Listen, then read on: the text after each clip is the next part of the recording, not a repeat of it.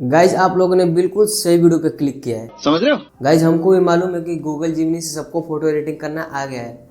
सब लोग सिर्फ प्रॉम्प्ट ढूंढ रहे हैं, तो हम आज के इस वीडियो में सिर्फ प्रॉम्प्ट देने वाले हैं, अनलिमिटेड प्रॉम्प्ट देने वाले हैं। दिल गार्डन गार्डन हो रहा। अगर आप लोग बॉयज हो उसके लिए भी प्रॉम्प्ट देने वाले हैं, अगर कपल वाला चाहते हो तो उसके लिए भी प्रॉम्प्ट देने वाले हैं, दुर्गा पूजा वाला चाहते हो उसका भी प्रॉम्प्ट देने वाले हैं। मतलब बहुत सारा प्रॉम्प्ट आज के इस वीडियो में हम आपको देने वाले हैं। अगर गाइज तुम लोग को इमेज को बनाना नहीं आता है तो ये वाली वीडियो आप लोग देख सकते हो, या फिर मेरे डिस्क्रिप्शन में वीडियो का लिंक डाल दिया है, ठीक है। तो वो वीडियो आप लोग देखकर इमेज कैसे बनाया जाता है वो देख लेना। तो गाइज प्रॉम्प्ट जो है वीडियो में ही मिल जाएगा, सब जितना सारा प्रॉम्प्ट है उसका फोटो लगाया होगा, तो आप लोग स्क्रीनशॉट ले लेना, ठीक है।